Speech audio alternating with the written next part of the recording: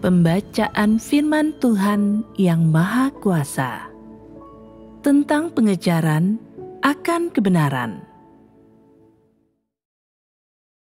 Apa yang dimaksud dengan mengejar kebenaran? 1. Mengenal diri sendiri bukanlah hal yang mudah.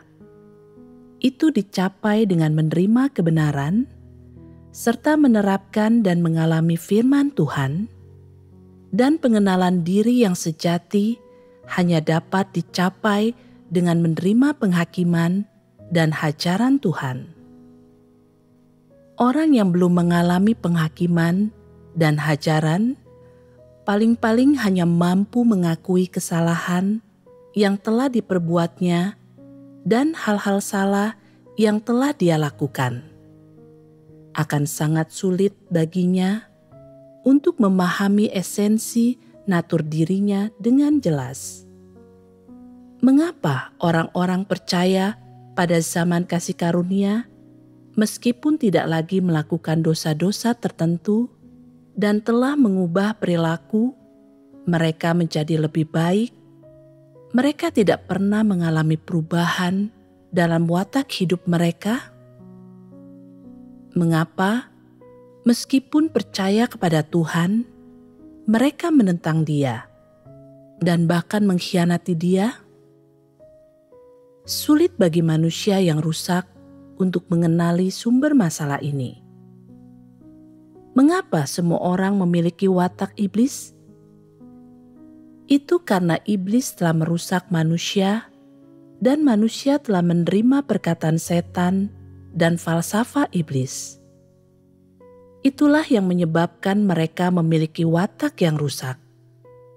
Dan dengan cara demikianlah, watak iblis menjadi sumber penyebab penentangan manusia terhadap Tuhan. Ini adalah hal yang paling sulit untuk orang sadari. Tuhan sedang melakukan pekerjaan penghakimannya pada akhir zaman untuk menyelamatkan manusia dari pengaruh iblis dan untuk membereskan sumber dosa dan penentangan manusia terhadap Tuhan. Iblis telah merusak manusia selama ribuan tahun, dan natur iblis telah mengakar di hati manusia. Oleh karena itu, tidak ada jenis watak rusak apapun yang dapat dibereskan dan disingkirkan hanya dengan satu atau dua upaya merenungkan dan mengenal diri sendiri.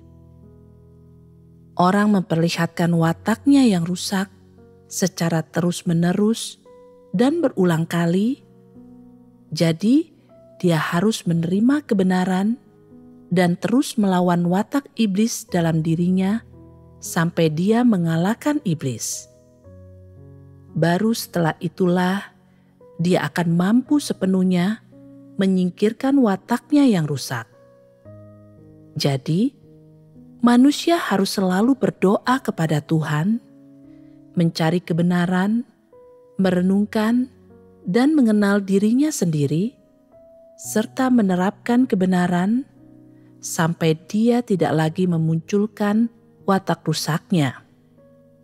Sampai watak hidupnya berubah, dan dia mencapai ketundukan kepada Tuhan. Hanya dengan cara demikianlah, dia akan mendapatkan perkenanan Tuhan.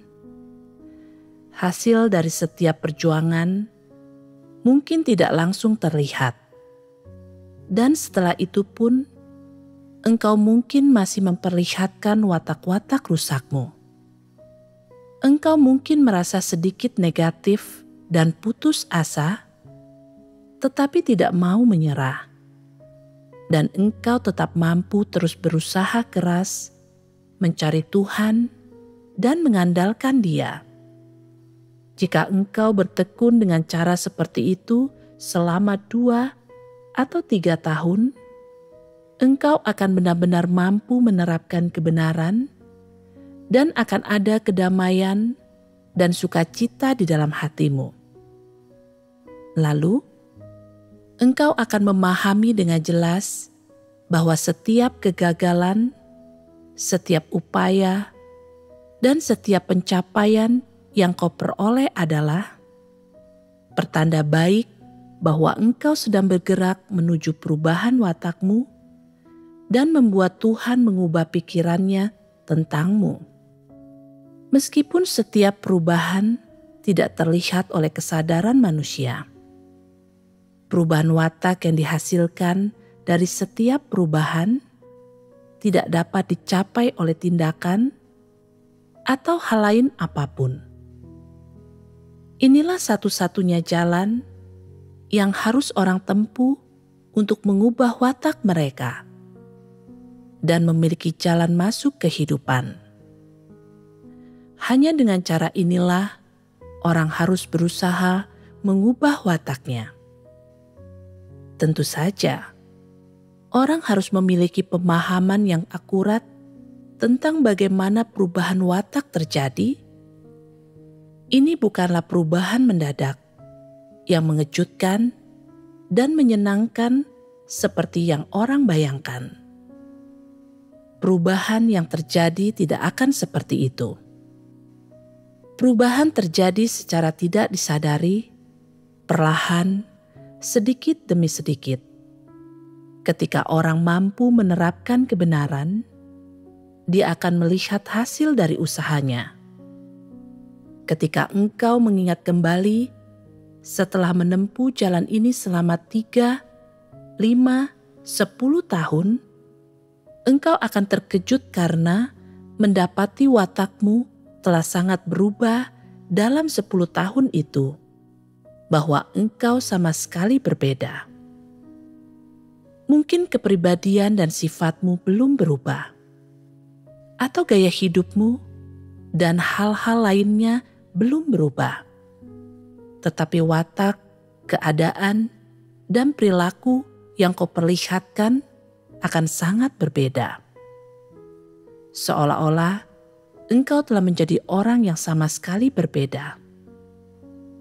Mengapa perubahan seperti itu bisa terjadi? Karena dalam 10 tahun itu, engkau telah dihakimi, dihajar, dipangkas, diuji, dan dimurnikan oleh firman Tuhan berkali-kali, dan engkau telah memahami banyak kebenaran. Itu akan dimulai dengan perubahan dalam pandanganmu tentang segala sesuatu. Perubahan dalam pandanganmu tentang kehidupan dan nilai-nilaimu yang akan diikuti oleh perubahan dalam watak hidupmu. Perubahan dalam landasan yang kau andalkan untuk bertahan hidup. Dan ketika perubahan ini terjadi, lambat laun engkau akan berubah menjadi orang lain, manusia baru. Meskipun kepribadian, sifat, gaya hidup, dan bahkan ucapan dan tingkah lakumu mungkin tidak berubah. Engkau telah mengubah watak hidupmu, dan itu saja sudah merupakan perubahan yang mendasar dan esensial. Apakah tanda-tanda terjadinya perubahan watak? Bagaimana itu terwujud secara spesifik? Itu dimulai dengan perubahan pandangan seseorang tentang segala sesuatu. Itu terjadi ketika banyak pandangannya tentang hal-hal yang berkaitan dengan orang tidak percaya berubah saat dia memperoleh pemahaman tentang kebenaran, dan pandangan itu menjadi makin selaras dengan kebenaran firman Tuhan. Inilah tahap pertama dari perubahan watak. Selain itu, dengan merenungkan dan mengenal dirinya sendiri, dia mampu berfokus untuk menerapkan kebenaran. Dengan merenungkan berbagai niat, motif, pemikiran, dan ide, gagasan, sudut pandang, dan sikap yang muncul di dalam dirinya, dia mampu menemukan masalah dalam dirinya dan mulai merasa menyesal karenanya.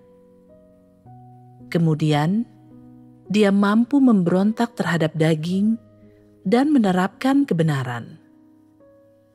Dan ketika dia melakukannya, akhirnya dia akan makin menghargai firman Tuhan dan kebenaran, dan mengakui bahwa Kristus adalah jalan, kebenaran, dan hidup.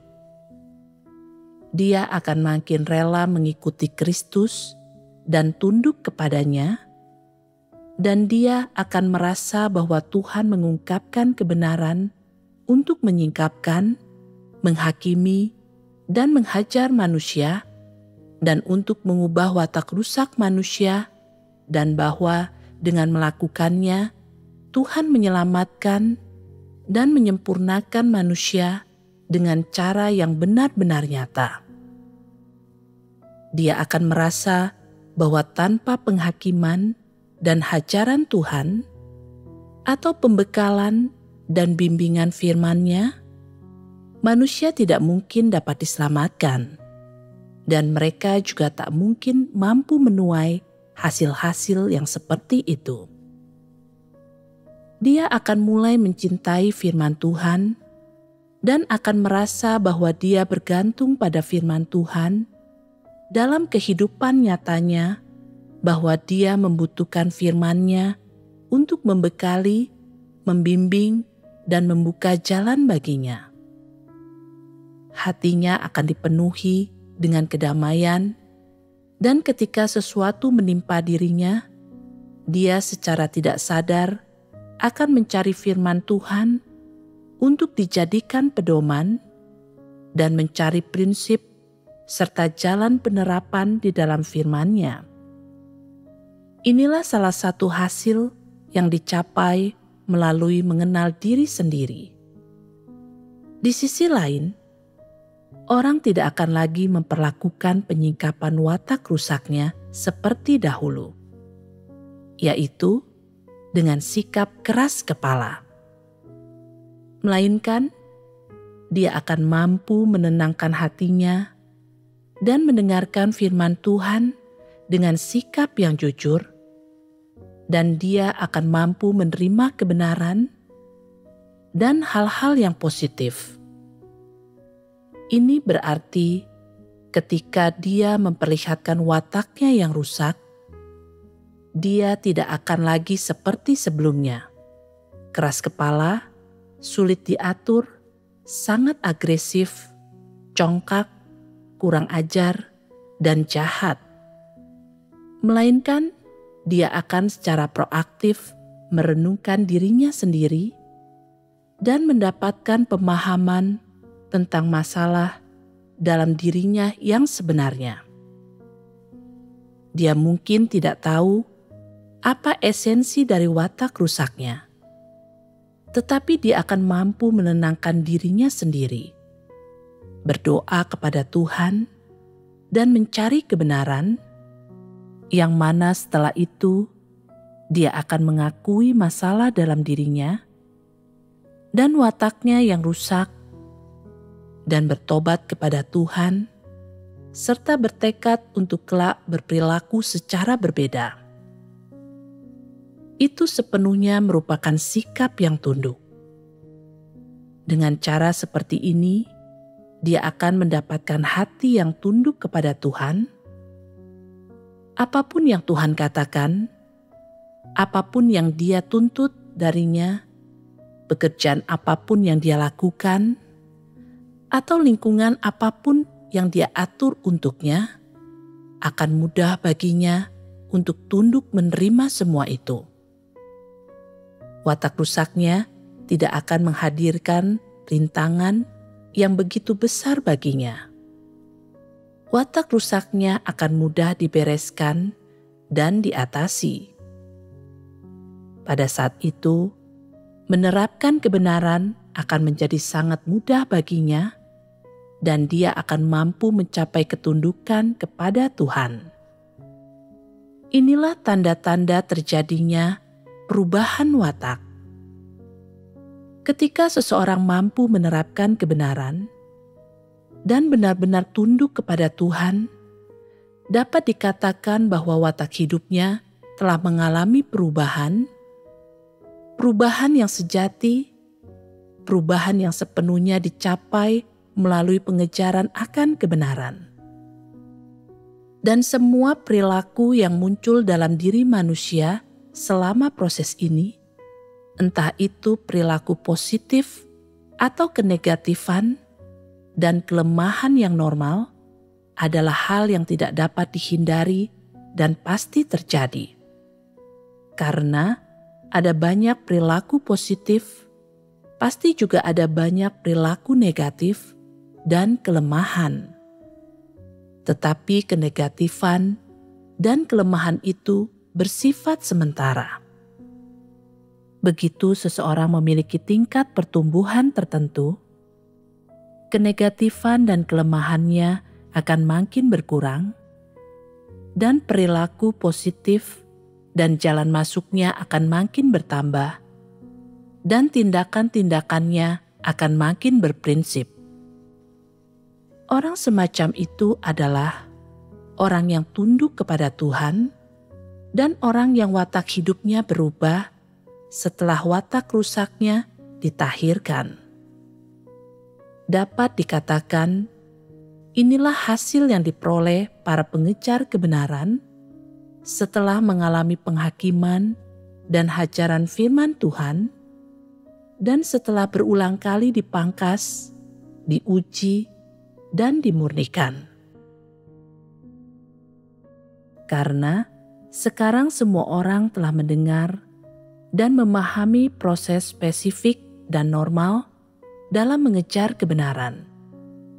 Mereka seharusnya tidak lagi membuat berbagai pembenaran diri atau alasan mengapa mereka muak akan kebenaran atau menentangnya atau tidak mengejarnya. Setelah memahami kebenaran ini dan mengerti masalah ini dengan jelas, mampukah engkau sekarang mengenali pembenaran diri dan alasan yang orang kemukakan untuk tidak mengejar kebenaran? Jika seseorang berusia lanjut berkata, "Aku sudah tua, aku tidak agresif atau antusias seperti anak muda. Seiring bertambahnya usia, aku kehilangan agresivitas dan ambisi masa muda, dan aku tidak lagi congkak. Jadi, ucapanmu yang menyatakan aku congkak adalah omong kosong. Aku tidak congkak." Apakah dia benar? Tentu saja tidak. Sekarang engkau semua memiliki kemampuan mengenali perkataan seperti itu. Engkau akan mampu menyingkapkan orang itu dan berkata, "Meskipun sudah tua, kau masih memiliki watak yang congkak. Kau telah bersikap congkak sepanjang hidupmu tanpa pernah membereskannya. Apakah kau ingin terus bersikap congkak?" Jika seseorang yang lebih muda berkata, "Aku masih sangat muda. Aku belum pernah mengalami hal-hal kacau di masyarakat atau bergumul dan ikut dipengaruhi di dalam berbagai kelompok. Aku tidak memiliki pengalaman seperti orang-orang yang pernah mengalami banyak hal di dunia. Dan tentu saja, yang terpenting adalah aku tidak licin atau licik seperti orang-orang lanjut usia itu. Sebagai anak muda, adalah wajar bagiku memiliki watak yang sedikit congkak. Setidaknya aku tidak penuh perhitungan, licik dan jahat seperti orang yang sudah lanjut usia.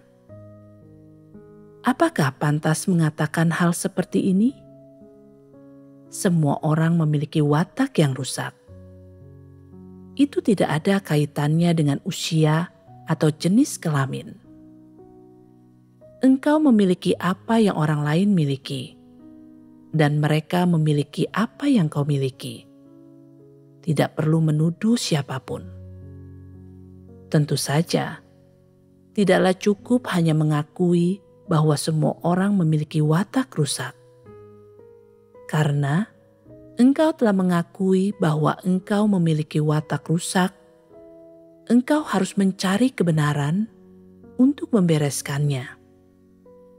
Engkau tidak akan mencapai tujuanmu sampai engkau memperoleh kebenaran dan watakmu telah berubah. Membereskan watak rusak pada akhirnya bergantung pada dirimu yang harus menerima kebenaran, melepaskan pembenaran diri dan alasan-alasanmu, dan mampu menghadapi watak rusakmu dengan benar. Engkau tidak boleh mengelak atau menghindarinya dengan memberi alasan, dan engkau tentu saja tidak boleh menolaknya. Semua ini adalah hal-hal yang mudah untuk dicapai. Hal apa yang paling sulit untuk dilakukan? Aku dapat memberikan contoh.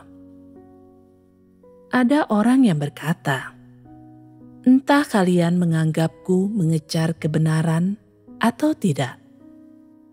Entah kalian menganggapku tidak mencintai kebenaran, atau aku muak akan kebenaran," menunjukkan bahwa aku memiliki watak yang rusak. Aku hanya akan mengabaikan kalian. Aku melakukan apapun yang rumah Tuhan minta dariku, atau pekerjaan apapun yang harus dilaksanakan. Aku mendengarkan selama khotbah dan pertemuan.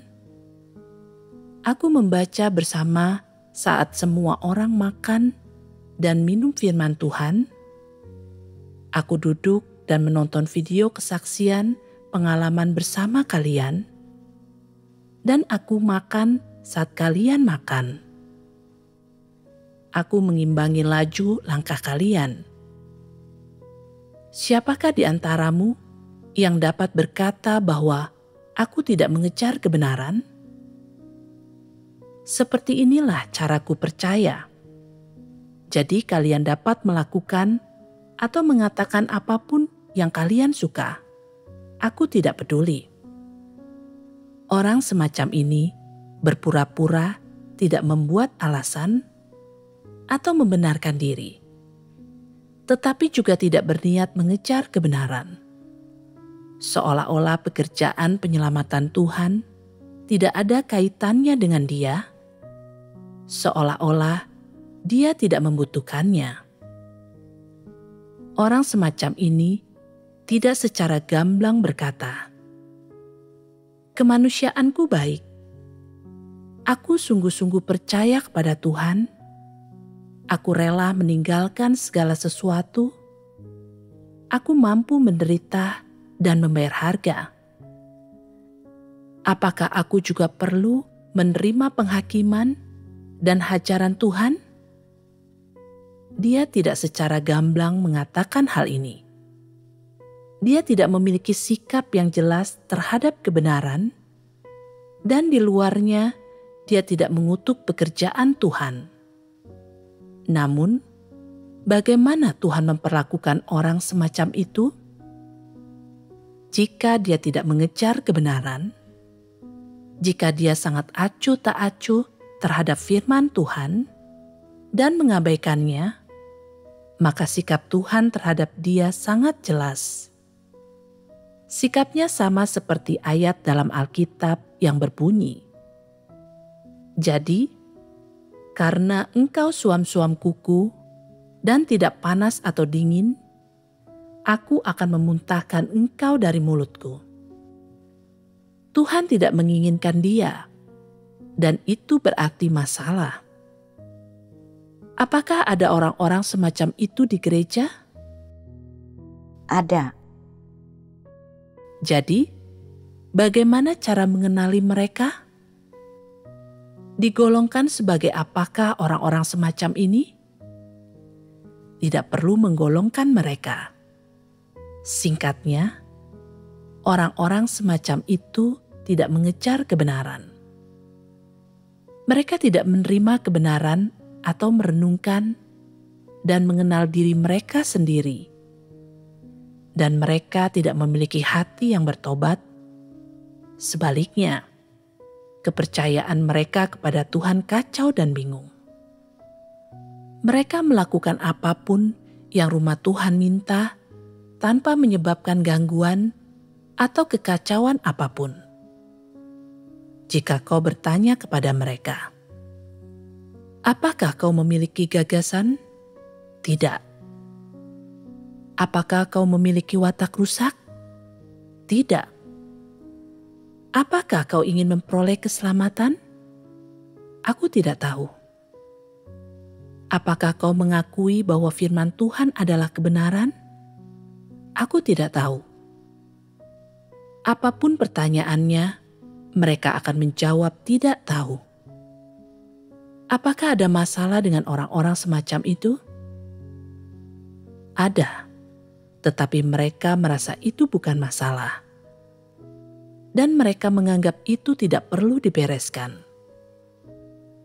Alkitab berkata, "Jadi, karena engkau suam-suam kuku dan tidak panas atau dingin, aku akan memuntahkan engkau dari mulutku."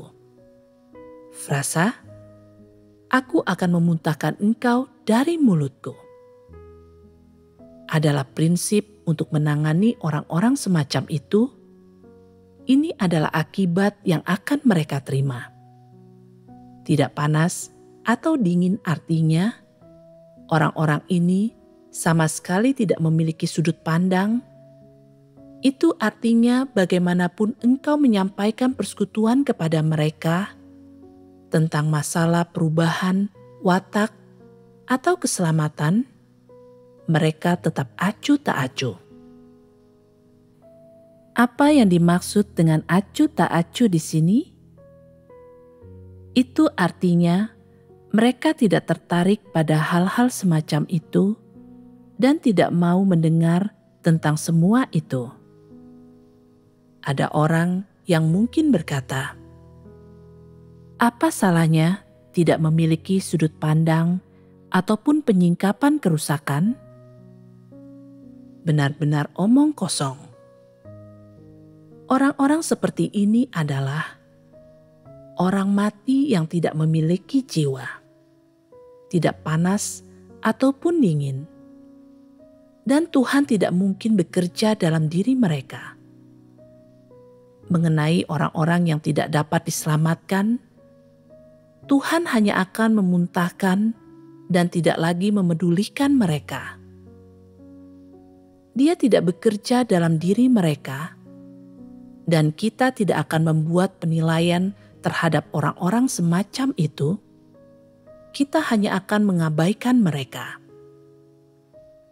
Jika ada orang-orang semacam itu di dalam gereja, mereka boleh tinggal asalkan tidak menyebabkan gangguan apapun. Jika mereka menyebabkan gangguan, mereka harus dikeluarkan. Ini adalah hal yang mudah untuk diselesaikan. Firman-Ku ditujukan kepada orang-orang yang mampu menerima kebenaran, yang ingin mengejar kebenaran, dan memiliki sikap yang jelas terhadap kebenaran, yang mengakui bahwa mereka memiliki watak rusak dan dapat diselamatkan. Firman-Ku ditujukan kepada orang-orang yang mampu memahami firman Tuhan dan mendengar suaranya, ditujukan kepada domba-domba Tuhan. Mereka adalah orang-orang yang menjadi sasaran firman Tuhan. Firman Tuhan tidak ditujukan kepada orang yang tidak panas ataupun dingin terhadapnya. Orang-orang semacam itu tidak tertarik pada kebenaran dan tidak panas ataupun dingin terhadap firman dan pekerjaan Tuhan. Cara menangani orang-orang seperti itu adalah dengan berkata, "Nyahlah. Bagaimana keadaanmu, itu tidak ada kaitannya denganku." Mengabaikan mereka dan jangan membuang-buang upaya apapun untuk mereka. Kita baru saja mempersekutukan beberapa contoh negatif yang berkaitan dengan topik mengejar kebenaran. Orang seringkali tanpa sadar mencari berbagai pembenaran diri, alasan-alasan, dan dalih yang digunakan untuk menyangkal bahwa dirinya memperlihatkan watak yang rusak. Tentu saja, dia juga seringkali menyembunyikan keberadaan watak rusaknya, menipu dirinya sendiri dan orang lain. Inilah cara-cara yang dilakukan manusia yang bodoh dan tak berakal sehat.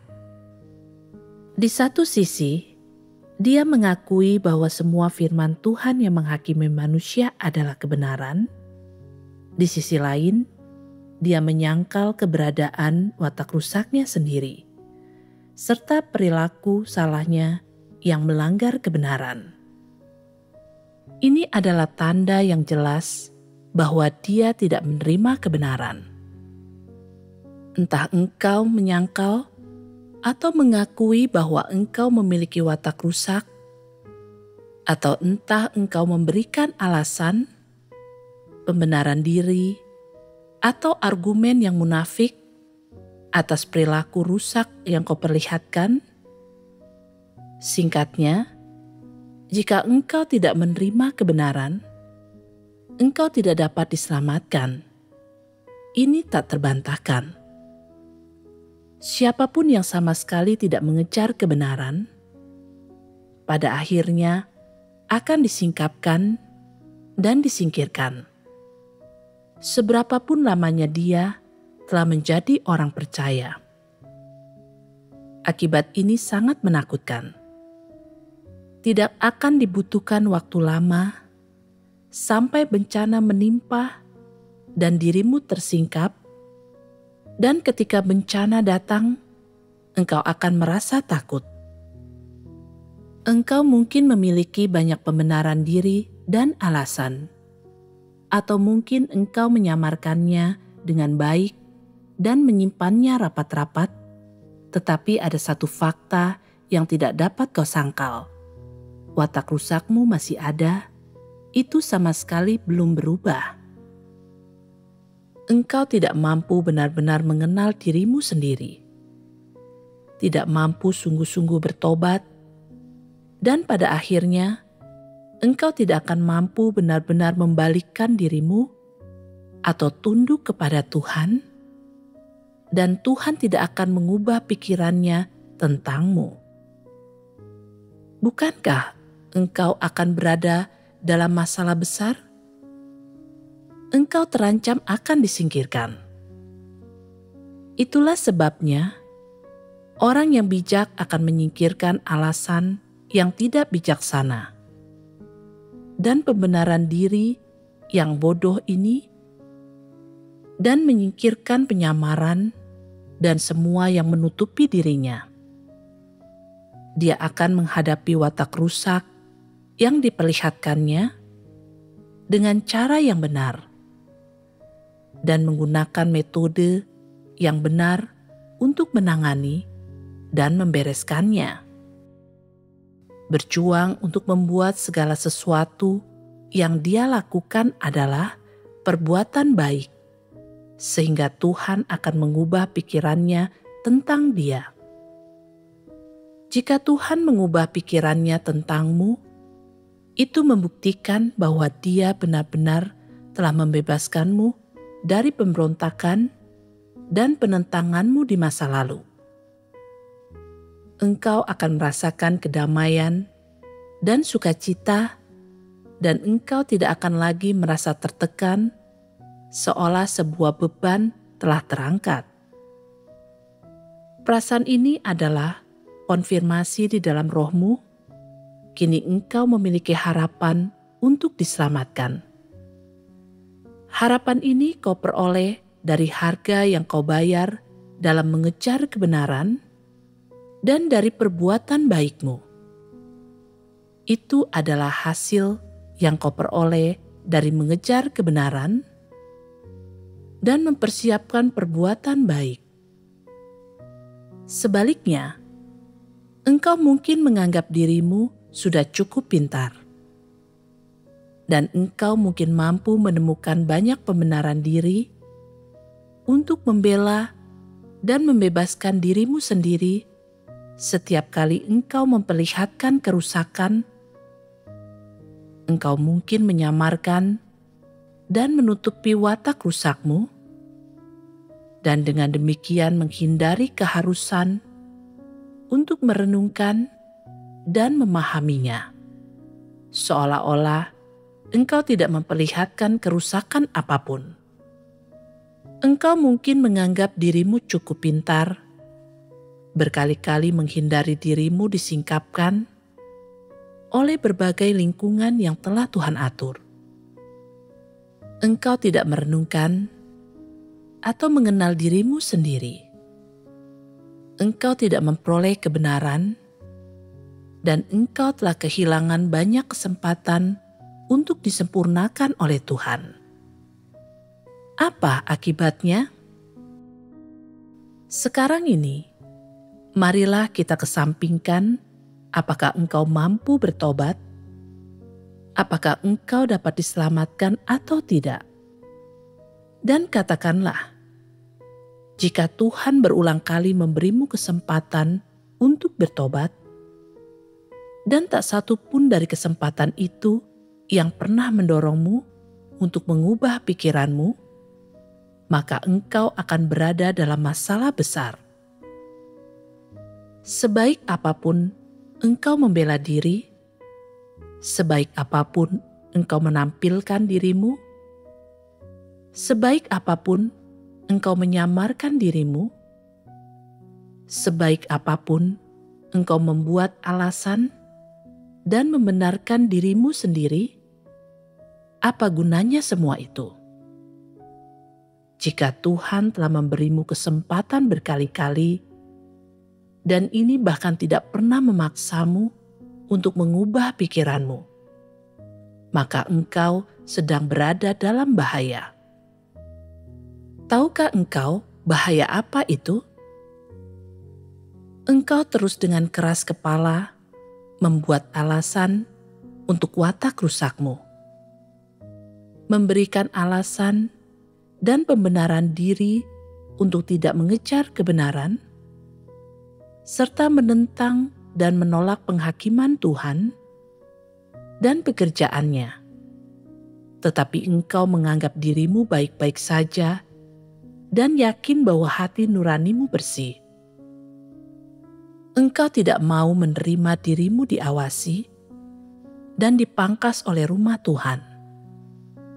Berulang kali menghindari penghakiman, hajaran, dan penyelamatan Tuhan dengan hati yang penuh pemberontakan terhadapnya. Tuhan sudah membencimu dan Dia telah meninggalkanmu. Tetapi engkau mengira bahwa engkau masih dapat diselamatkan. Tahukah engkau bahwa engkau telah berjalan makin jauh di jalan yang salah, dan bahwa engkau sudah tidak dapat ditebus? Tuhanlah yang berkuasa di rumah Tuhan. Apakah engkau mengira engkau berada di luar jangkauan kuasa atau otoritas Tuhan saat engkau menentangnya dan melakukan bermacam-macam kejahatanmu? Engkau tidak menerima penghakiman dan hajaran Tuhan. Engkau belum memperoleh kebenaran dan hidup. Dan engkau sama sekali tidak memiliki kesaksian pengalaman. Karena hal ini, Tuhan menghukummu. Engkau mendatangkan malapetaka kepada dirimu sendiri. Ini sama sekali tidak bijaksana. Ini adalah kebodohan yang luar biasa. Ini adalah bencana. Kita telah memaparkannya di sini. Jika engkau tidak mempercayainya, lihat saja nanti. Jangan sampai engkau mengira jika engkau memiliki banyak pembenaran diri untuk tidak mengejar kebenaran, dan engkau fasih bicara dan memiliki rencanamu sendiri. Jika tak seorang pun dapat membantahmu, dan saudara-saudari tak mampu menyingkapkanmu, dan jika gereja tidak memiliki alasan untuk mengeluarkanmu, maka rumah Tuhan tidak dapat berbuat apa-apa terhadapmu. Engkau salah tentang hal itu. Engkau terus bersaing dengan Tuhan. Akan kulihat berapa lama engkau mampu bersaing dengannya. Sanggupkah engkau bersaing dengannya? Sampai hari Tuhan memberi upah kepada orang yang baik dan menghukum orang yang jahat setelah pekerjaannya selesai? Dapatkah engkau memastikan bahwa engkau tidak akan mati dalam bencana? Bahwa engkau akan selamat darinya? Apakah engkau benar-benar memiliki kedaulatan atas nasibmu sendiri? Pembenaran diri dan alasan-alasanmu mungkin membuatmu lolos dari penyelidikan rumah Tuhan untuk beberapa waktu. Semua itu mungkin membuatmu menjalani kehidupan yang hina dan tanpa tujuan selama beberapa waktu. Engkau mungkin mampu membutakan orang selama beberapa waktu dan terus menyamar dan menipu orang lain di gereja dan terus hadir di gereja. Tetapi engkau tidak dapat lolos dari pengawasan atau pemeriksaan Tuhan.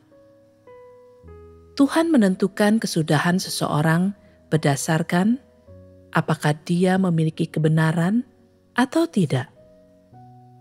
Dia melakukan pekerjaan dan penyaringannya sendiri.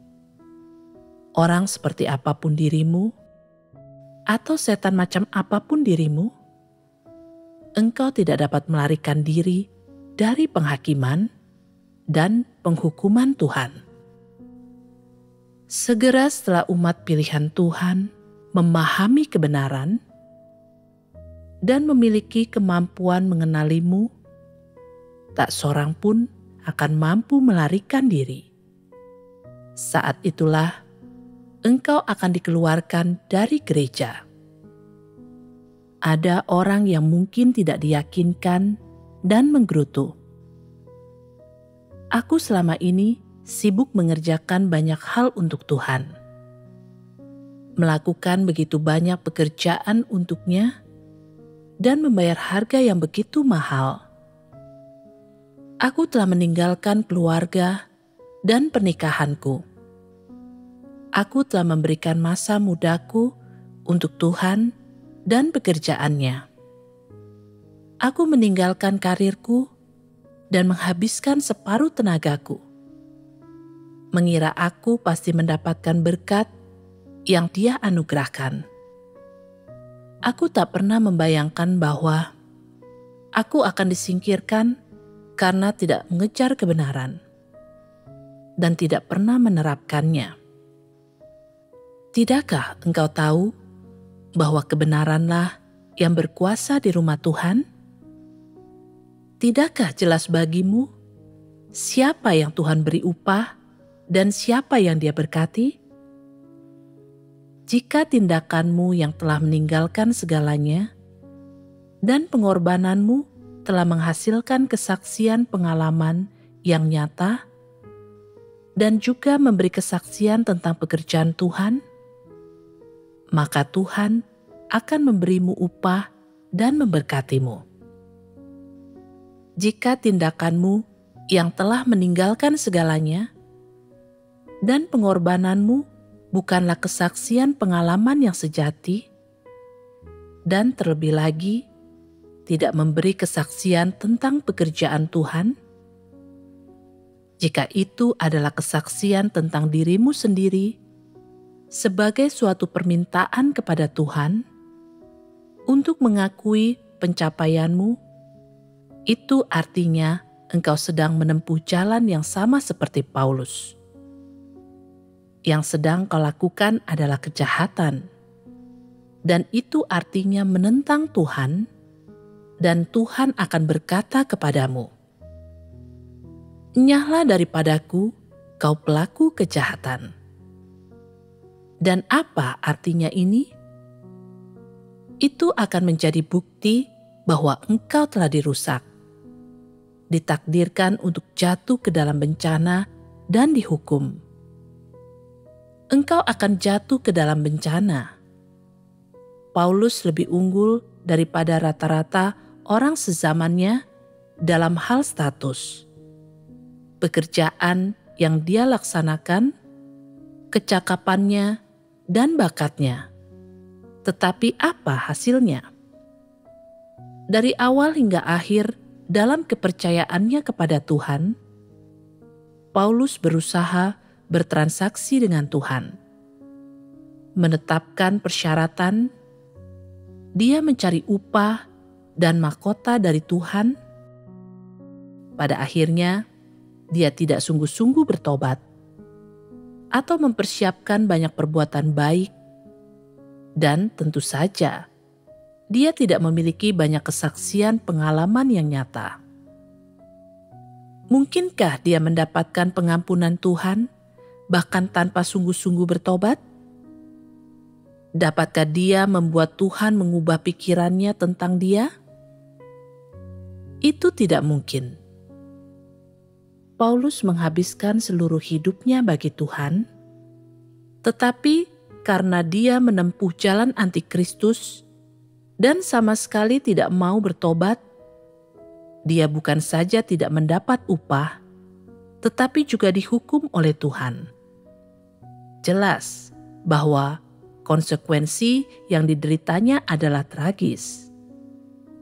Jadi, sekarang kuberitahukan kepadamu dengan jelas bahwa jika engkau bukan orang yang mengejar kebenaran, engkau setidaknya harus memiliki sedikit akal sehat dan tidak berdebat dengan Tuhan atau mempertaruhkan kesudahan dan tempat tujuanmu sebagai taruhan, seolah-olah engkau sedang berjudi. Itu artinya berusaha bertransaksi dengan Tuhan yang merupakan cara untuk menentang Dia. Dapatkah orang yang percaya kepada Tuhan tetapi menentang Dia memperoleh kesudahan yang baik? Orang menjadi berperilaku baik saat berada di ambang kematian. Orang yang tidak berakal sehat tidak akan menyerahkan dirinya sampai dia berada di ambang kematian. Agar dapat diselamatkan, cara terbaik, paling sederhana, dan paling bijaksana adalah dengan membuang semua alasan, pembenaran diri, dan persyaratanmu, lalu menerima dan mengejar kebenaran dengan teguh. Dengan demikian, membuat Tuhan mengubah pikirannya tentangmu. Ketika Tuhan mengubah pikirannya tentangmu, engkau memiliki harapan untuk diselamatkan. Harapan manusia untuk diselamatkan dianugerahkan oleh Tuhan. Dan prasyarat agar Tuhan memberimu harapan ini adalah dengan engkau melepaskan semua yang kau hargai dan meninggalkan segalanya untuk mengikuti Dia dan mengejar kebenaran tanpa berusaha bertransaksi dengan Dia. Tidak masalah apakah engkau sudah tua atau masih muda, laki-laki atau perempuan, berpendidikan atau tidak. Juga tidak masalah di mana engkau dilahirkan. Tuhan tidak memandang satu pun dari hal-hal ini. Engkau mungkin berkata, "Aku punya sifat yang baik. Aku sabar, toleran, dan penuh kasih. Jika aku terus bersabar sampai akhir, itu akan membuat Tuhan mengubah pikirannya tentangku." Hal-hal itu tidak berguna. Tuhan tidak memandang sifat, kepribadian, pendidikan, atau usiamu, juga tidak memandang seberapa banyak engkau telah menderita atau seberapa banyak pekerjaan yang telah kau laksanakan. Tuhan akan bertanya kepadamu, selama bertahun-tahun engkau percaya, apakah watakmu telah berubah? Berdasarkan apakah engkau hidup? Sudahkah engkau mengejar kebenaran? Sudahkah engkau menerima firman Tuhan? Engkau mungkin berkata, "Aku telah mendengarkan firman Tuhan dan menerimanya." Tuhan kemudian akan bertanya kepadamu, "Karena engkau telah mendengarkan firman Tuhan dan engkau telah menerimanya, apakah watak rusakmu telah dibereskan? Sudahkah engkau sungguh-sungguh bertobat? Sudahkah engkau benar-benar tunduk pada firman Tuhan dan menerimanya?" Engkau menjawab, "Aku telah menderita dan membayar harga. Aku telah mengorbankan diriku dan meninggalkan segala sesuatu. Dan aku telah mempersembahkan diriku. Aku juga telah mempersembahkan anak-anakku kepada Tuhan. Semua persembahanmu tidak ada gunanya." Hal-hal semacam itu tidak dapat ditukar dengan berkat kerajaan sorga, atau digunakan untuk membuat Tuhan mengubah pikirannya tentangmu. Satu-satunya cara untuk Tuhan mengubah pikirannya tentangmu adalah dengan mulai menempuh jalan mengejar kebenaran. Tidak ada pilihan lain. Manusia tidak boleh bersikap oportunistik atau licik dalam hal keselamatan. Dan tidak ada pintu belakang untuk melarikan diri. Apakah engkau mengerti? Engkau harus jelas tentang hal ini. Jangan menjadi bingung tentang hal ini.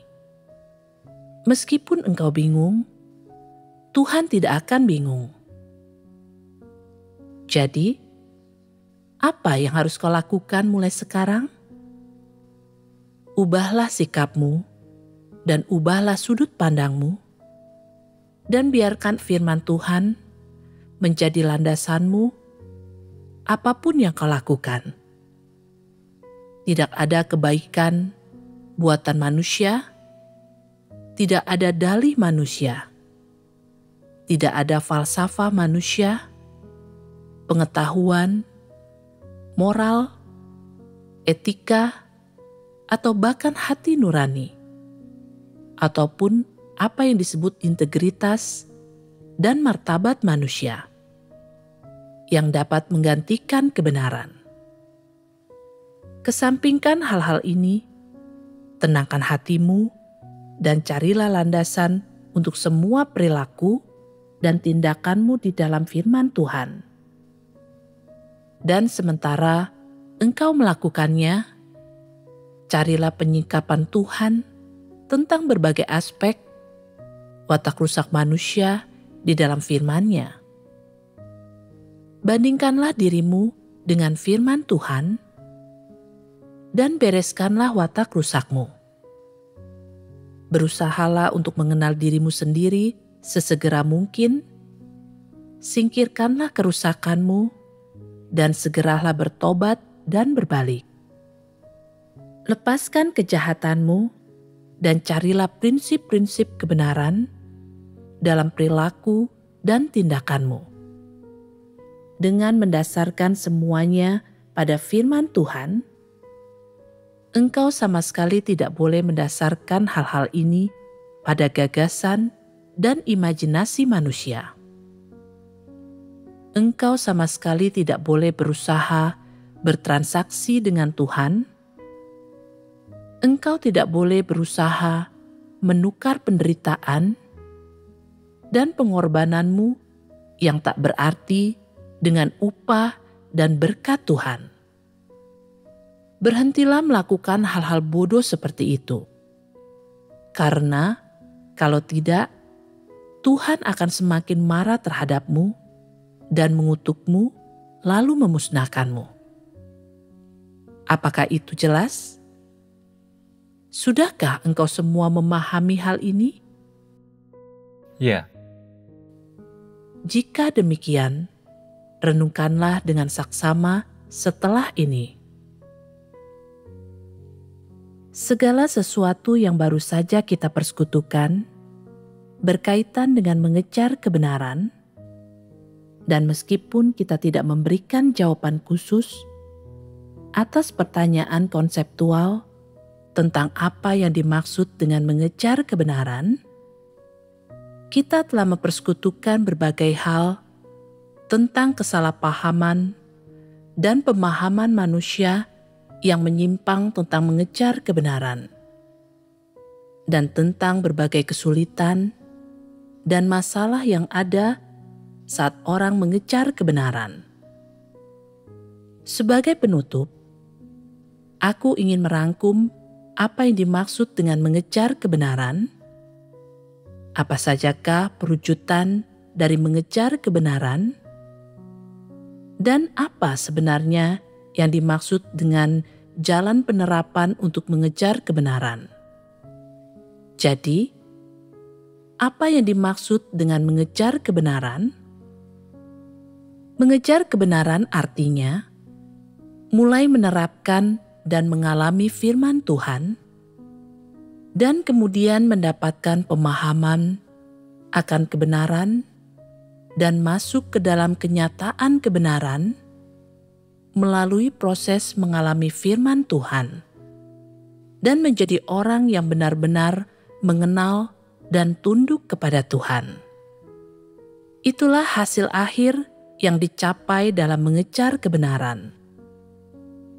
Tentu saja, mengejar kebenaran adalah sebuah proses yang terdiri dari beberapa langkah, dan itu terbagi menjadi beberapa tahap. Setelah engkau membaca firman Tuhan dan mendapati bahwa firman Tuhan adalah kebenaran dan kenyataan, engkau akan mulai merenungkan dirimu sendiri di dalam firman Tuhan dan mengenal dirimu sendiri.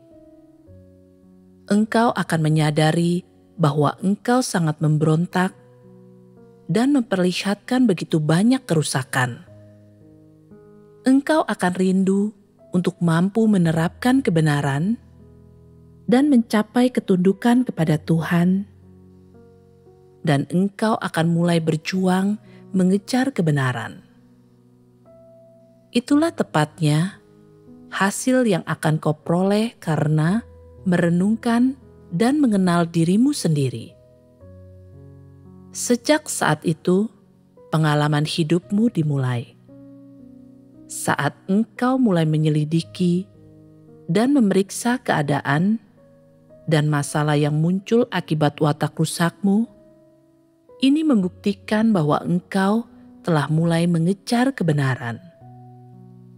Engkau akan mampu secara proaktif merenungkan dan memeriksa masalah apapun yang terjadi atau kerusakan apapun yang kau perlihatkan.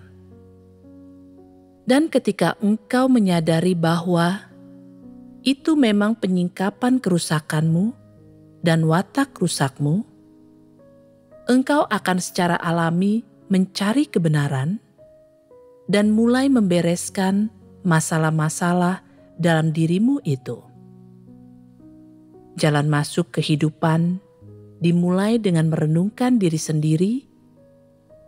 Itu adalah langkah pertama dalam mengejar kebenaran.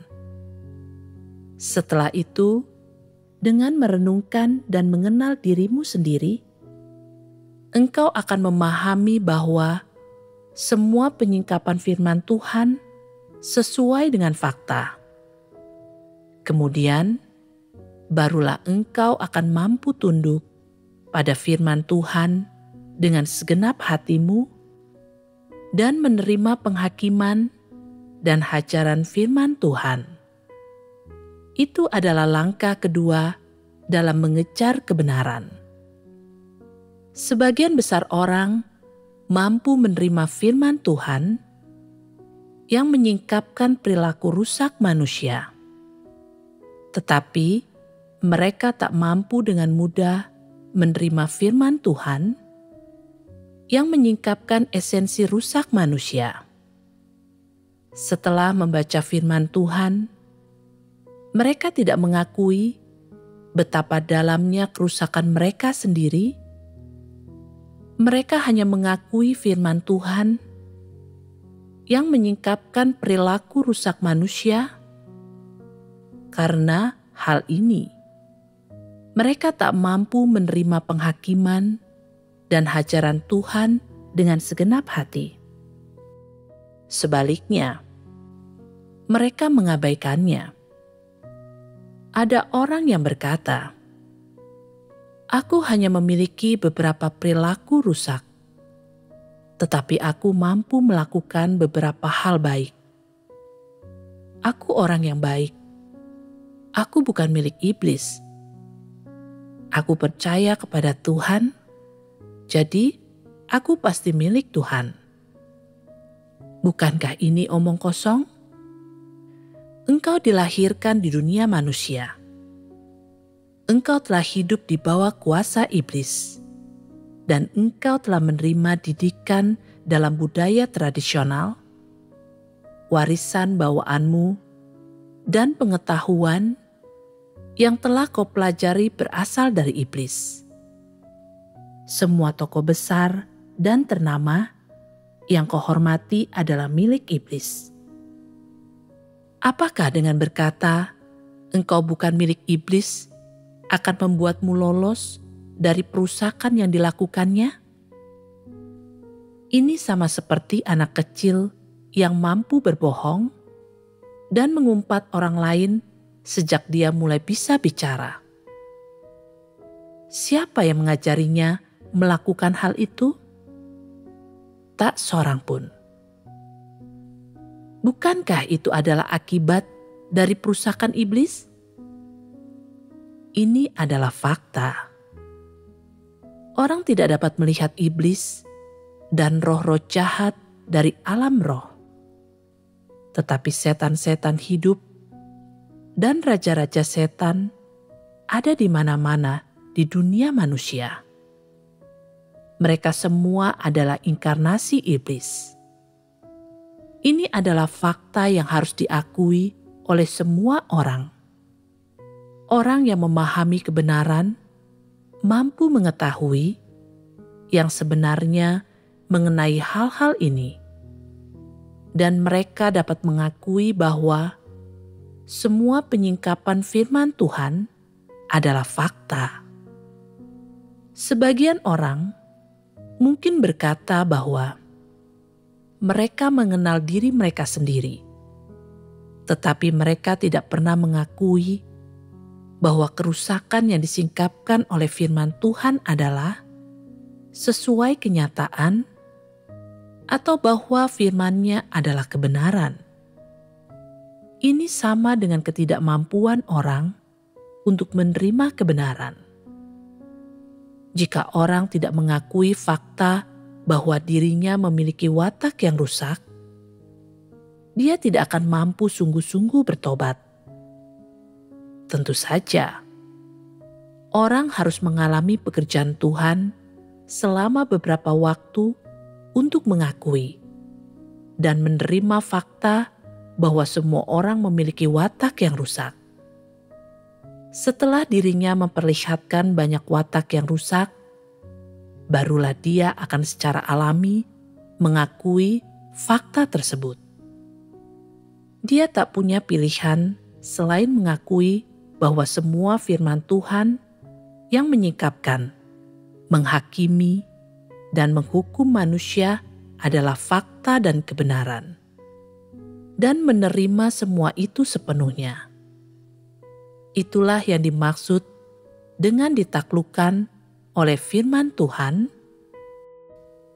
Ketika orang mampu memahami watak rusaknya dan esensi rusak dirinya berdasarkan firman Tuhan, dan mengakui bahwa dia memiliki watak iblis dan bahwa kerusakannya sangat dalam, barulah dia mampu sepenuhnya menerima dan tunduk pada penghakiman dan hajaran Tuhan. Dia akan bersedia tunduk pada firman Tuhan yang menyingkapkan dan menghakimi manusia. Sekalipun firman itu sangat keras dan menghujam hatinya, setelah engkau mengerti dan memahami sedikit tentang bagaimana firman Tuhan mendefinisikan, menggolongkan, dan menghukum manusia yang rusak, serta bagaimana firman menghakimi dan menyingkapkan manusia yang rusak. Setelah engkau benar-benar menerima penghakiman dan hajaran firman Tuhan, dan mulai memahami watak rusak dan esensi rusakmu.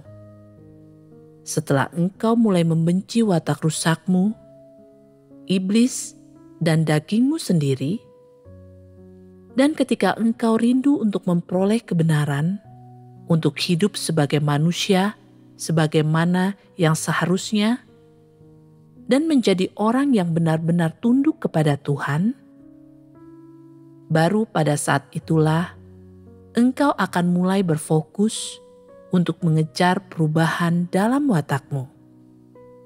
Inilah langkah ketiga dalam mengejar kebenaran. Untuk benar-benar mengenal dirinya sendiri, orang harus merenungkan dan memahami watak rusak dirinya berdasarkan firman Tuhan, sehingga dengan demikian dia memperoleh pemahaman tentang esensi rusak dirinya dan fakta tentang kerusakannya. Saat orang melakukan hal ini, dia akan memahami dengan sangat jelas betapa dalamnya kerusakan manusia. Dia akan memahami bahwa manusia tidak hidup sebagaimana yang seharusnya, bahwa manusia hanya hidup dalam watak rusak, dan bahwa manusia sama sekali tidak memiliki hati nurani atau nalar. Dia akan memahami bahwa pandangan manusia tentang segala sesuatu semuanya berasal dari iblis, dan tak satu pun darinya yang benar atau sesuai dengan kebenaran, dan bahwa pilihan, pengejaran, dan jalan yang orang pilih semuanya dicemari dengan racun iblis, dan bahwa semua ini mengandung keinginan dan niat manusia yang berlebihan untuk mendapatkan berkat. Dia akan memahami bahwa watak yang manusia perlihatkan justru adalah watak dan esensi natur iblis. Mengenal diri sendiri hingga mencapai taraf ini bukanlah hal yang mudah. Ini hanya dapat dicapai dengan mendasarkannya pada firman Tuhan. Jika itu dilakukan berdasarkan teori moral, pernyataan, dan pemikiran budaya tradisional, akankah orang mampu benar-benar mengenal dirinya sendiri? Sama sekali tidak. Watak rusakmu berasal dari dalam falsafah dan teori iblis ini. Bukankah tidak masuk akal jika engkau mendasarkan pengenalan dirimu pada hal-hal milik iblis ini? Bukankah itu sama sekali omong kosong? Karena itu, mengenal diri sendiri harus dilakukan berdasarkan firman Tuhan. Hanya firman Tuhanlah satu-satunya kebenaran, dan hanya firman Tuhanlah yang dapat dijadikan standar untuk menilai semua orang, perkara, dan hal-hal. Jika engkau benar-benar memahami bahwa firman Tuhan adalah kebenaran, Dan firman Tuhan adalah satu-satunya dasar yang benar, yang berdasarkannya engkau menilai semua orang, perkara, dan hal-hal, maka engkau memiliki jalan ke depan. Setelah itu, barulah engkau akan mampu hidup dalam terang, yaitu hidup di hadapan Tuhan. Jika orang mendapatkan pemahaman yang benar tentang esensi rusaknya sendiri di dalam firman Tuhan, bagaimana selanjutnya dia akan berperilaku dan bertindak? Dia akan bertobat. Benar. Setelah orang mendapatkan pemahaman tentang esensi natur dirinya, penyesalan pun akan muncul secara alami di dalam hatinya dan dia akan mulai bertobat. Ini artinya dia akan berusaha melepaskan dirinya dari watak rusaknya dan tidak lagi hidup berdasarkan watak iblis. Sebaliknya, dia akan hidup dan berperilaku berdasarkan firman Tuhan dan mampu tunduk pada pengaturan dan penataan Tuhan. Inilah yang dimaksud dengan pertobatan sejati. Ini adalah langkah keempat dalam mengejar kebenaran. Sekarang engkau semua sudah jelas tentang apa yang dimaksud dengan pertobatan sejati. Jadi, bagaimana engkau harus menerapkan hal ini? Berlatihlah untuk berbalik. Ini artinya melepaskan hal-hal yang kau pegang teguh dan yang kau anggap benar, tidak hidup berdasarkan watak iblis, dan bersedia untuk menerapkan kebenaran berdasarkan firman Tuhan. Itulah yang dimaksud dengan berbalik. Khususnya, engkau harus terlebih dahulu menyangkal dirimu sendiri dan menggolongkan berdasarkan firman Tuhan. Apakah pemikiran, gagasan, tindakan, dan perbuatanmu selaras dengan kebenaran? Dan bagaimana semua itu muncul?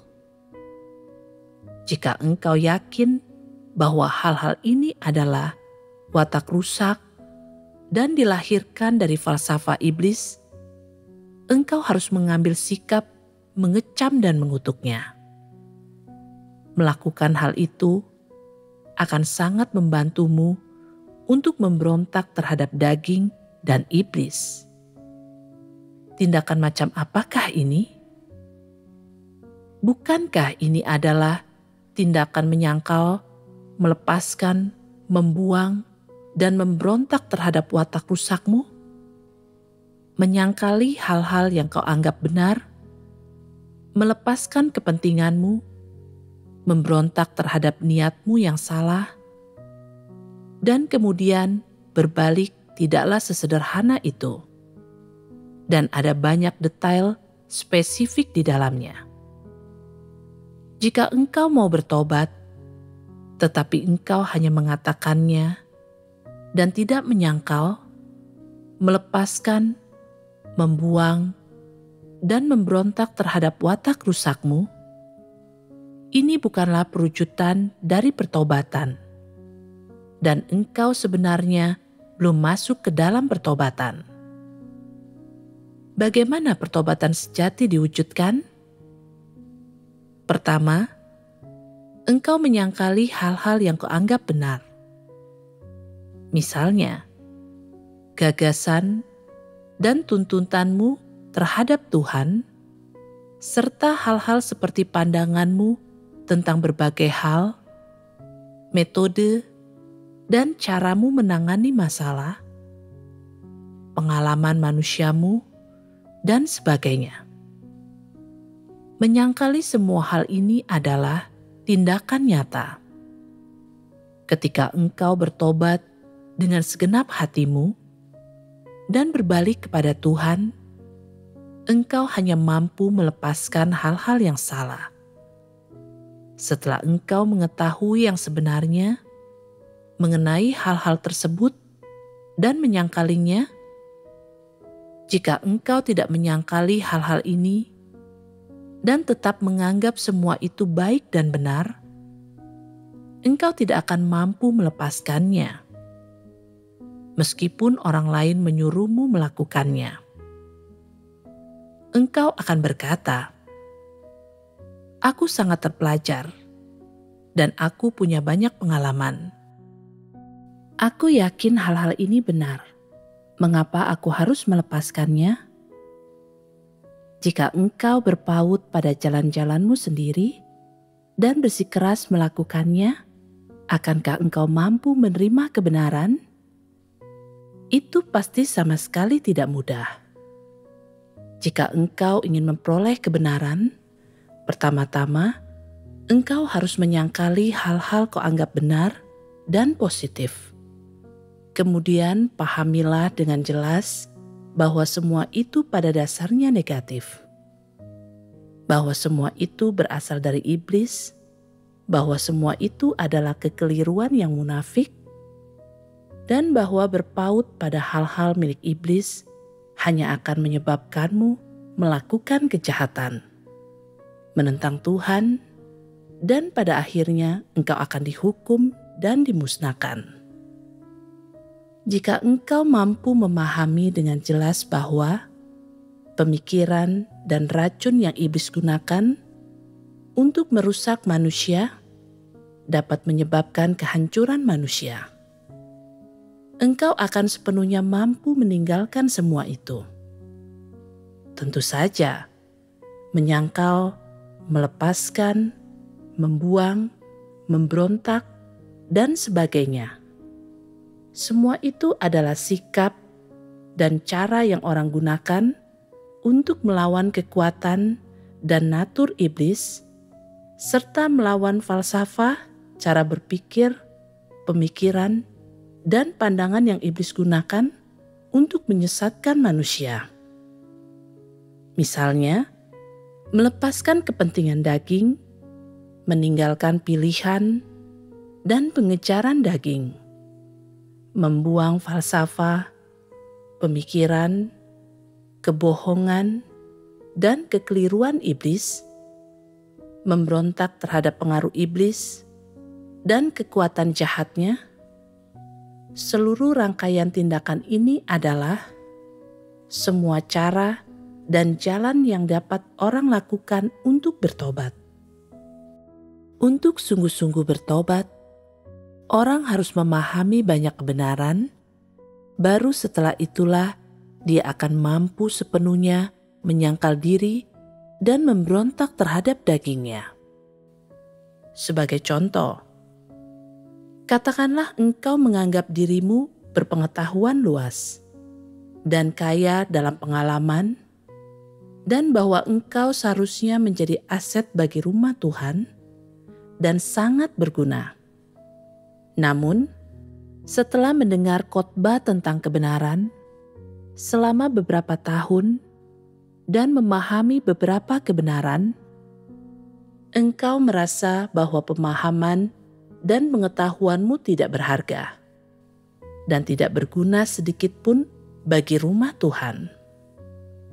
Engkau sadar bahwa kebenaran dan firman Tuhanlah yang mampu menyelamatkan manusia, dan bahwa kebenaranlah yang dapat menjadi kehidupan seseorang. Engkau mulai merasa bahwa sebanyak apapun pengetahuan atau pengalaman yang dimiliki seseorang, ini bukan berarti dia memiliki kebenaran. Dan sebanyak apapun hal-hal tentang manusia yang sesuai dengan gagasan manusia, semua itu bukanlah kebenaran. Engkau sadar semua itu berasal dari iblis, dan semua itu adalah hal-hal negatif yang tidak ada kaitannya dengan kebenaran.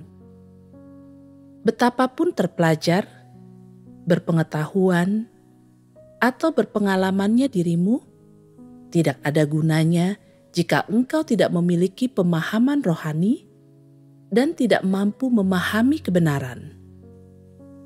Jika engkau melayani sebagai seorang pemimpin, engkau pasti tidak memiliki kenyataan kebenaran, dan engkau pasti tidak mampu menyelesaikan masalah.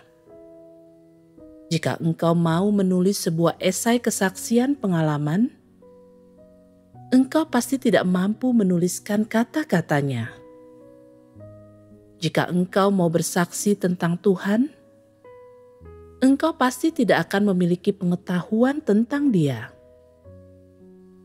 Jika engkau mau mengabarkan Injil, engkau pasti tidak akan mampu mempersekutukan kebenaran untuk meluruskan gagasan orang.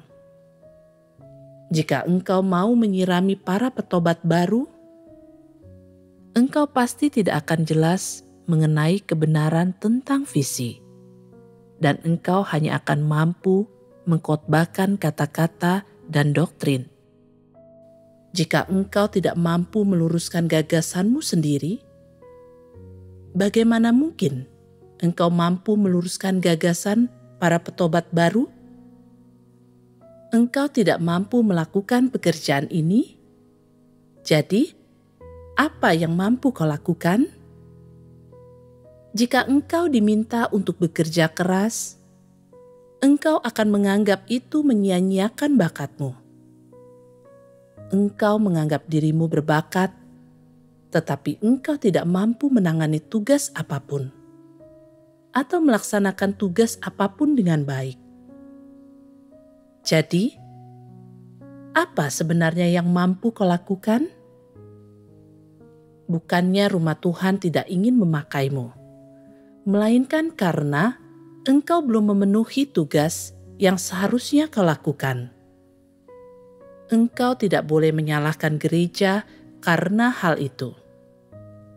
Namun, tetap saja, engkau mungkin berpikir, bukankah Tuhan berharap terlalu banyak dari manusia?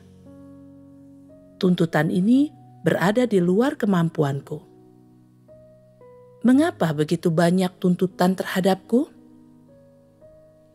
Jika seseorang menyimpan kesalahpahaman yang begitu besar tentang Tuhan, itu membuktikan bahwa dia tidak mengenal Tuhan dan tidak memahami kebenaran sedikit pun.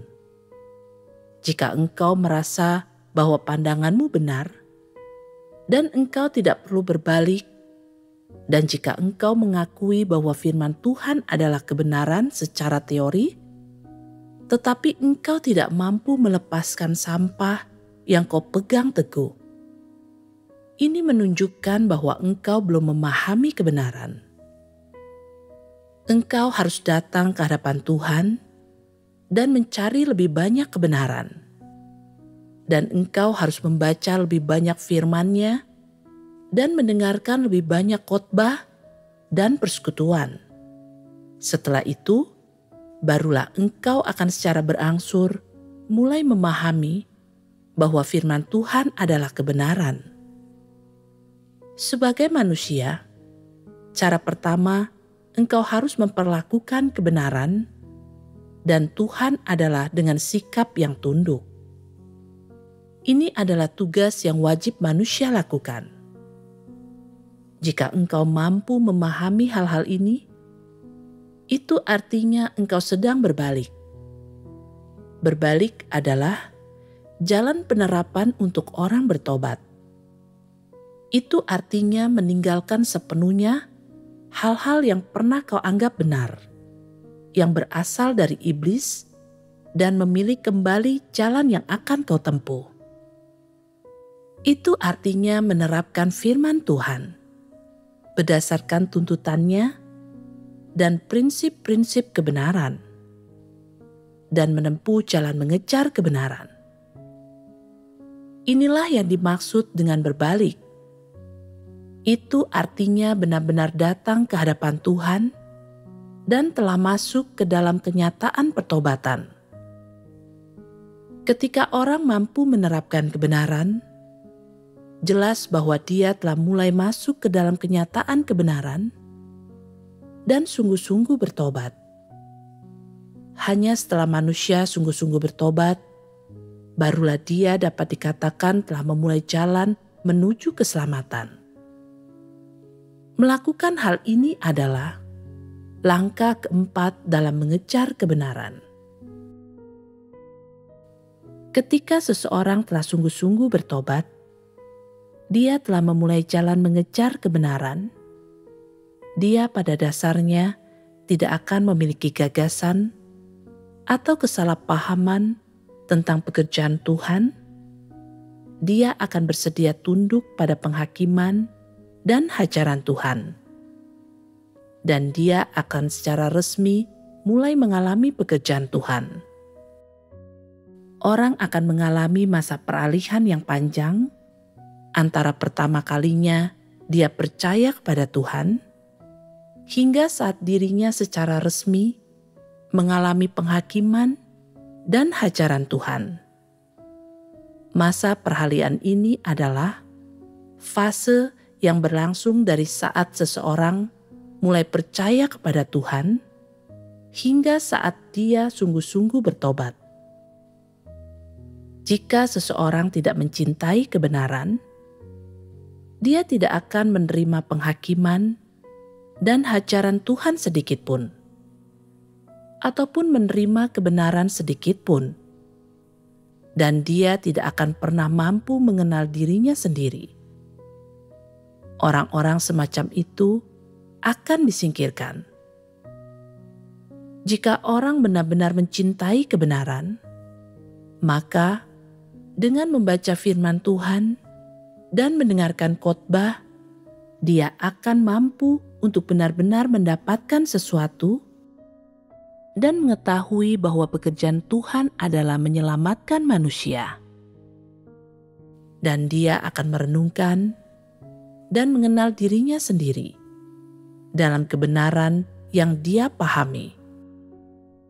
Dia akan makin membenci watak rusaknya sendiri dan menjadi makin tertarik pada kebenaran. Tanpa sadar, dia akan benar-benar mengenal dirinya sendiri dan dia akan benar-benar menyesal dan bertobat. Ketika orang yang mencintai kebenaran membaca firman Tuhan atau mendengarkan khotbah, dia akan secara alami memperoleh hasil yang seperti itu. Dia akan secara berangsur mengenal dirinya sendiri dan mencapai pertobatan sejati. Begitu seseorang sungguh-sungguh bertobat, apa yang seharusnya dia lakukan? Dia harus mencari kebenaran dalam segala hal. Apapun yang menimpanya, dia harus mampu menemukan prinsip dan jalan penerapan berdasarkan firman Tuhan, dan kemudian mulai menerapkan kebenaran.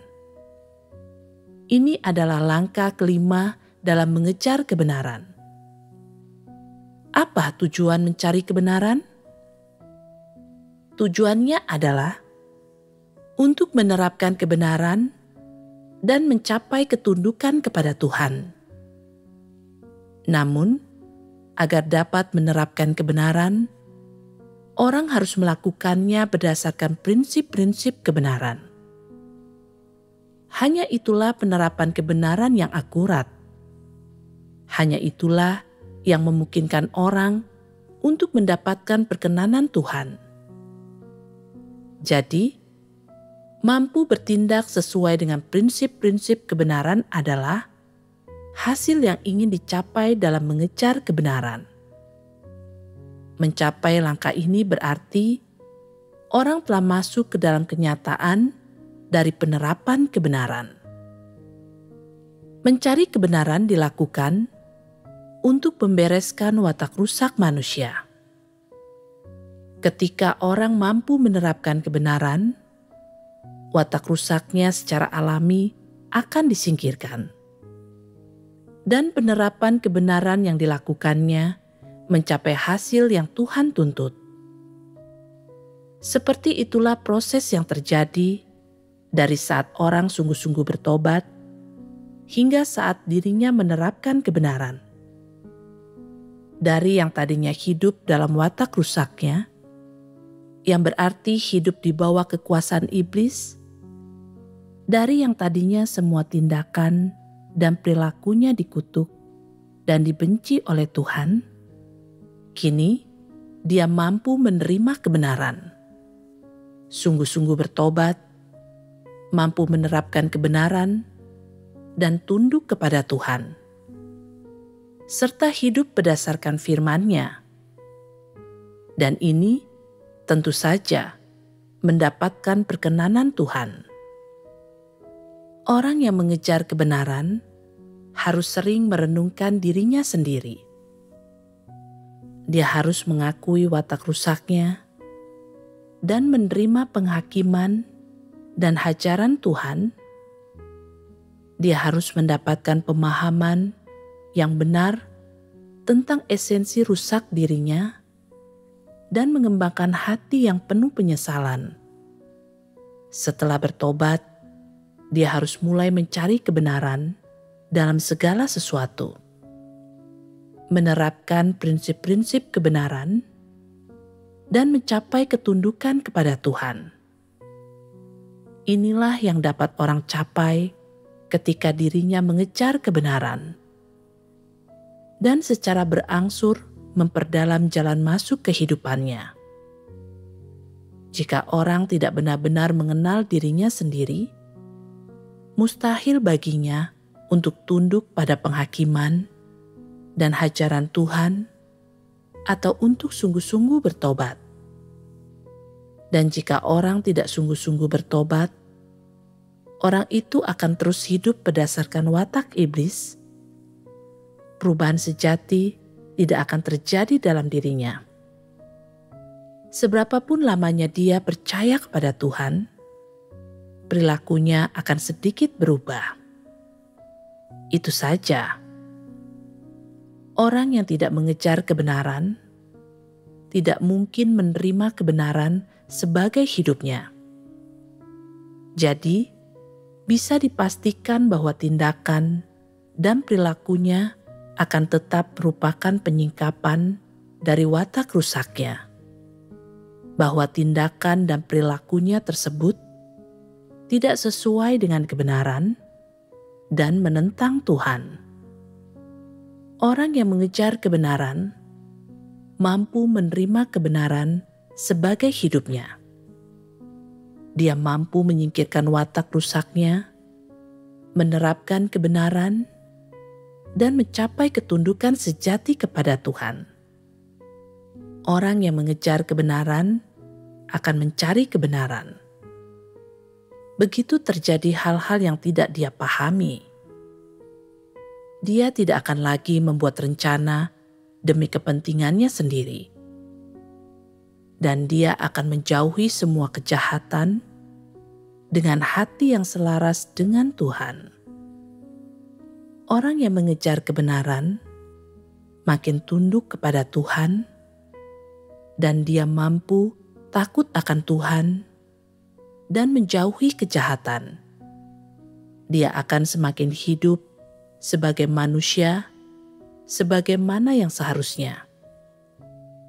Perubahan semacam itu mustahil bagi orang yang tidak mengejar kebenaran. Apa yang dikejar oleh orang yang tidak mengejar kebenaran? Dia mengejar gengsi, keuntungan, dan status. Dia mengejar berkat dan upah.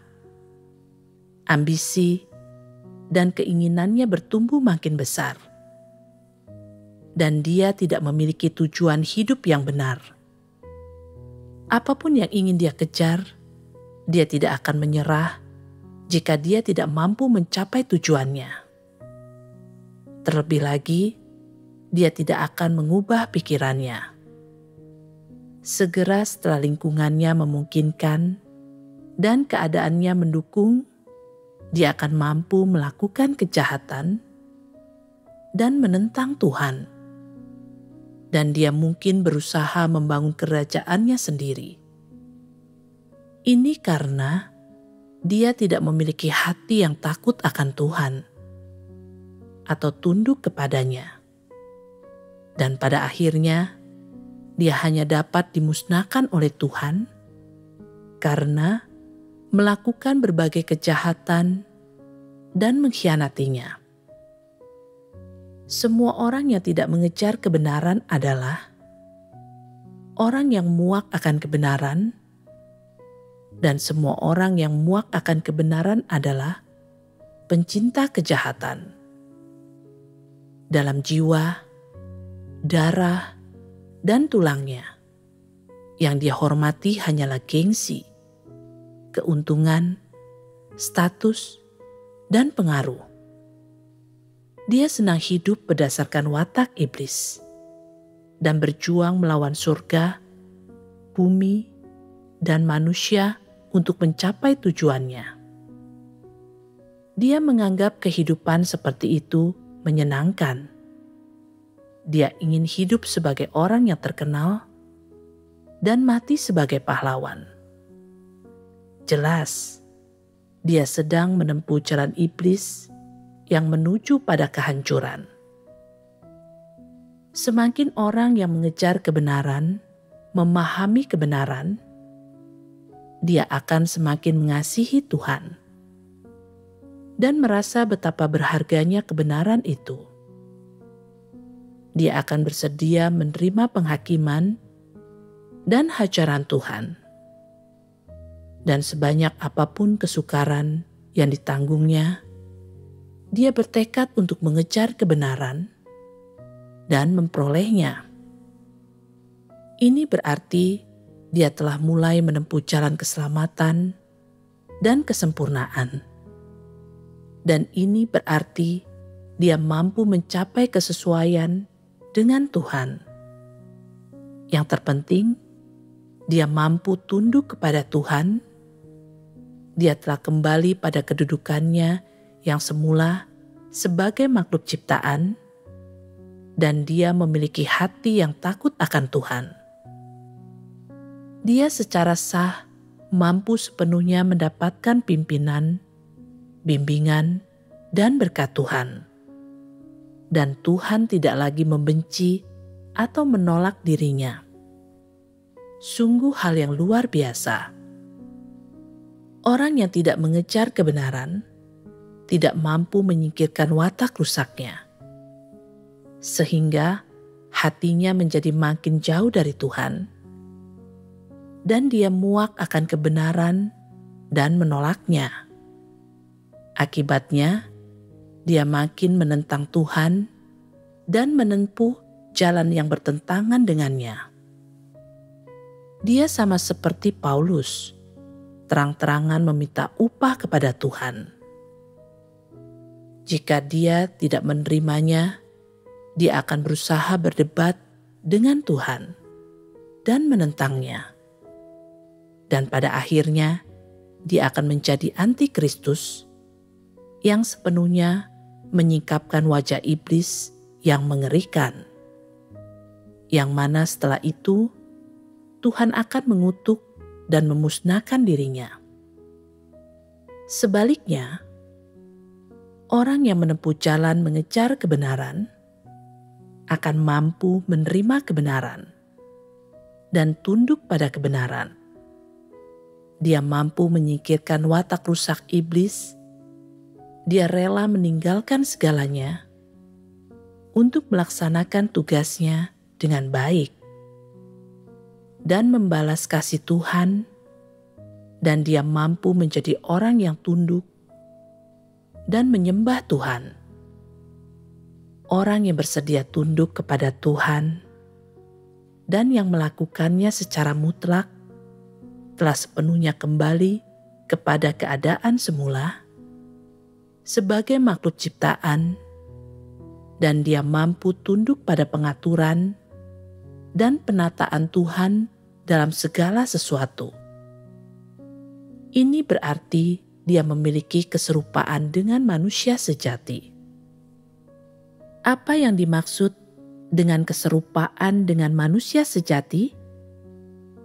Itu adalah ketika seseorang yang tunduk dan takut akan Sang Pencipta, seperti yang dilakukan Ayub dan Petrus. Merekalah yang benar-benar Tuhan berkati. Langkah-langkah utama dalam mengejar kebenaran yang telah kita persekutukan hari ini adalah sesederhana itu. Coba ulangi langkah-langkah itu untukku. Pertama, merenungkan dirimu sendiri berdasarkan firman Tuhan. Kedua, mengakui dan menerima fakta-fakta yang firman Tuhan singkapkan. Ketiga, mengenali watak dan esensi rusakmu sendiri dan mulai membenci watak rusakmu dan iblis. Keempat, bertobat dan menyingkirkan semua perbuatan jahatmu. Kelima, mencari prinsip-prinsip kebenaran dan menerapkan kebenaran. Itulah kelima langkahnya. Menerapkan setiap langkah itu sangat sulit bagi orang yang hidup dalam watak rusaknya.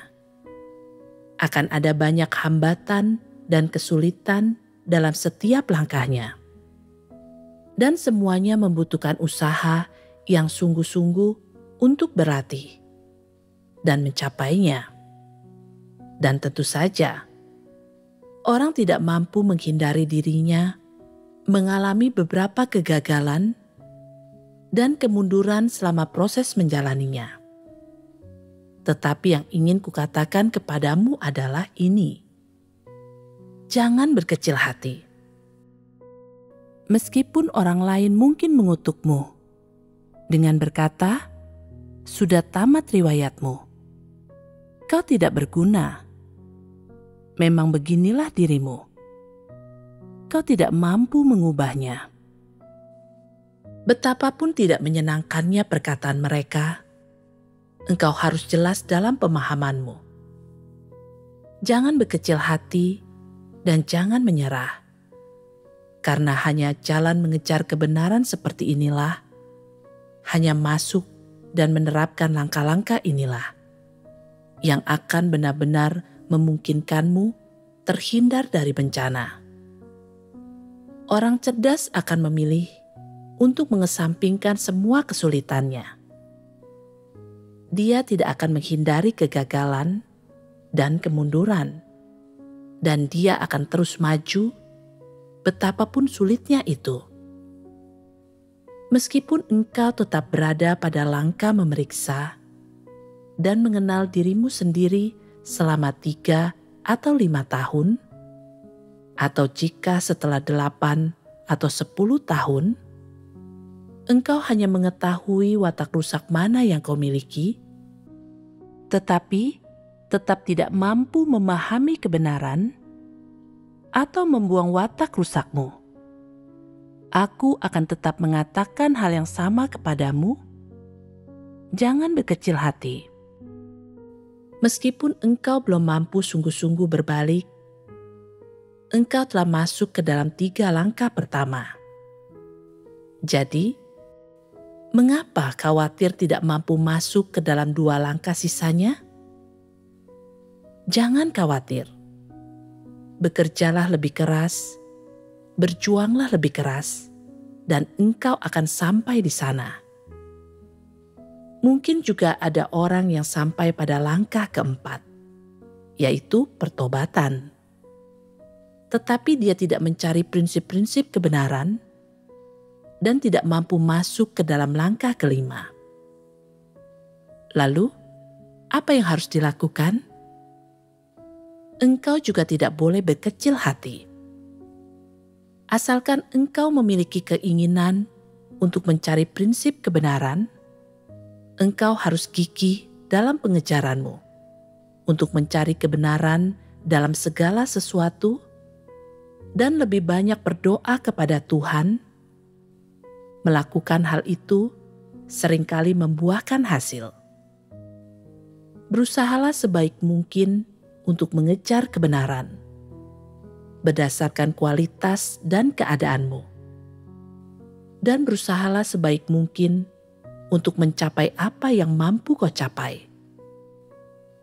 Asalkan engkau berupaya sebaik mungkin dan hati nuranimu bersih, maka engkau pasti akan mampu memperoleh hasil yang lebih besar. Bahkan hanya memahami satu lagi kebenaran adalah hal yang baik. Hidupmu akan menjadi sedikit lebih bahagia dan sedikit lebih menyenangkan karenanya. Kesimpulannya, mengejar kebenaran bukanlah hal yang hampa. Ada jalan penerapan khusus untuk setiap langkahnya. Dan itu menuntut orang untuk mengalami sedikit penderitaan dan membayar harga tertentu. Kebenaran bukanlah sebuah bidang studi akademis, teori, slogan, atau argumen. Kebenaran bukan hal yang hampa. Setiap kebenaran menuntut orang untuk mengalami dan menerapkannya selama beberapa tahun sebelum dia mampu mengerti dan memahaminya. Namun, berapapun harga yang kau bayar atau upaya apapun yang kau lakukan, asalkan pendekatan, cara, jalan, dan arahmu benar, maka cepat atau lambat akan tiba waktunya engkau akan menuai hasil yang besar, memperoleh kebenaran, dan mampu mengenal Tuhan dan tunduk kepadanya. Dan dengan mendapatkan semua itu, engkau akan sangat dipuaskan.